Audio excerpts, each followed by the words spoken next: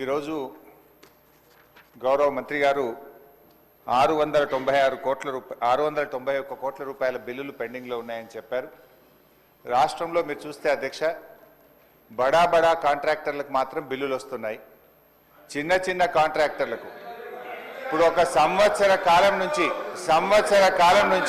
691 కోట్ల రూపాయలు ఇవ్వకుండా సర్పంచులను ఎంపీటీసీలను ఈ కాంగ్రెస్ ప్రభుత్వం గోసపుచ్చుకుంటా ఉంది అధ్యక్ష. చివరికి ఆ సర్పంచులు ఎంపీటీసీలు గవర్నర్ గారిని కలిసి మొరబెట్టుకున్నారు, మంత్రుల్ని కలిసి మొరబెట్టుకున్నారు. చలో అసెంబ్లీ కార్యక్రమానికి వస్తే వాళ్ళను అరెస్ట్ చేసి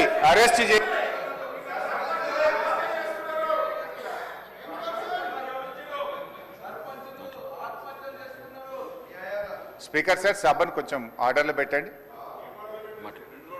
స్పీకర్ సార్ 2 రోజులు మొన్ననే ట్రైనింగ్ ఇచ్చింది, ఇదేనా సార్ ట్రైనింగ్? సార్ అధ్యక్ష, బీఆర్ఎస్ పాలనలో తెలంగాణ పల్లెలు అద్భుతంగా కేసీఆర్ గారి నాయకత్వంలో తీర్చిదిద్దబడ్డాయి. పల్లె ప్రగతి, పట్టణ ప్రగతి అనే కార్యక్రమం పెట్టి ప్రతి నెల పల్లె ప్రగతి కింద గ్రామాలకు 275 కోట్లు ఇచ్చాం, పట్టణ ప్రగతి కింద 150 కోట్ల రూపాయలు ఇచ్చాం. కానీ కాంగ్రెస్ ప్రభుత్వం వచ్చిన తర్వాత ఈ ఏడాది కాలంలో పల్లె ప్రగతి, పట్టణ ప్రగతి కింద 1 రూపాయి కూడా గ్రామ పంచాయతీలకు ఇవ్వకుండా పోవడం వల్ల ఈ రోజు ఈ సమస్య వచ్చింది అధ్యక్ష. ఇది నేను చెప్తున్నది కాదు, కేంద్ర ప్రభుత్వం చెప్పింది. దేశంలో ఉత్తమ గ్రామ పంచాయతీల అవార్డులు ప్రకటిస్తే టాప్ 20 అవార్డ్స్ లో 19 అవార్డులు తెలంగాణ రాష్ట్రానికి వచ్చాయి. 20లో 19 తెలంగాణకు తెచ్చిన ఘనత కేసీఆర్ గారిది, బీఆర్ఎస్ ప్రభుత్వాన్ని. సో ఆ రకంగా పల్లెలు చేశాం.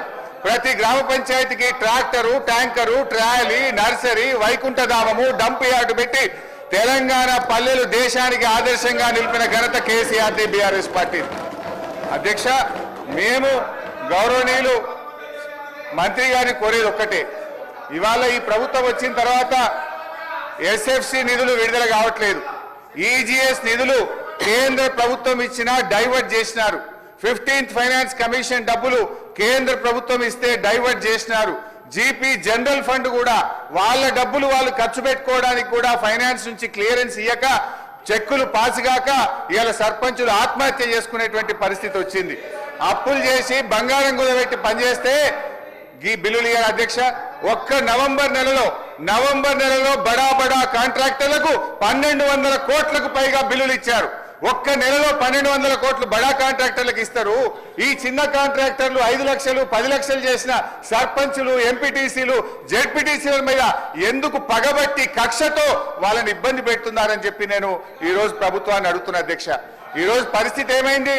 గ్రామ పంచాయతీలకు రెగ్యులర్ గా ఇవ్వాల్సిన నిధులు ఇవ్వకపోవడం వల్ల చివరికి ఏం దాకా వచ్చిందంటే, అమెరికా దేశం తెలంగాణకు పోతే చికెన్ గున్యా వ్యాధులు వస్తున్నాయి, జాగ్రత్త అని అమెరికా దేశం ఆ దేశ పౌరులను హెచ్చరించే పరిస్థితి ఏర్పడ్డదంటే పల్లెల్ని ఏ రకంగా మీరు నిర్లక్ష్యం చేశారో అర్థమవుతా ఉంది. ఇప్పటికైనా ఇప్పుడు అమెరికా తెలంగాణ పోతే చికెన్ గున్యా వస్తుందని ఆ దేశ పౌరులను హెచ్చరించిందంటే ఇది మన రాష్ట్రానికి అవమానం, ఈ దేశానికి కూడా అవమానం.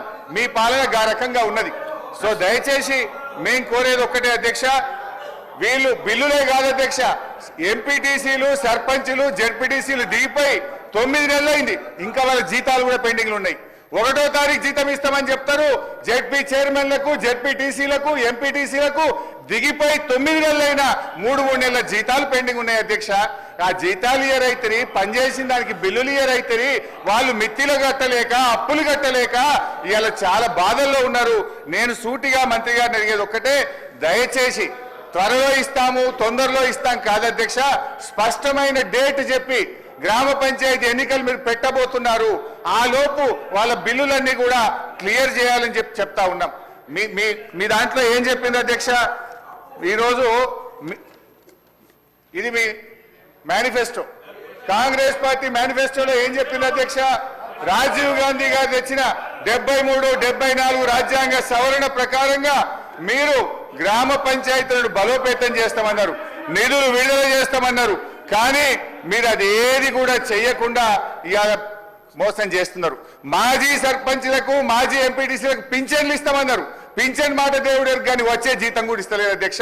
గా పింఛన్ కూడా ఎప్పటి నుంచి ఇస్తారో, జీతాలు ఎప్పటిలో క్లియర్ చేస్తారో, బిల్లులు ఎప్పటిలో క్లియర్ చేస్తారో స్పష్టంగా చెప్పాలని మీ ద్వారా అడుగుతా ఉన్నా. గౌరవ సభ్యులు కొత్త ప్రభాకర్ రెడ్డి గారు, గౌరవ సభ్యులు పల్ల రాజేశ్వర రెడ్డి గారు. అధ్యక్ష, పంచాయతీరాజ్ బలోపేతం చేసింది కాంగ్రెస్ పార్టీ అని చెప్పేసి చాలాసార్లు కూడా ముఖ్యమంత్రి గారు మంత్రులు చెప్తుంటారు. ఇవాళ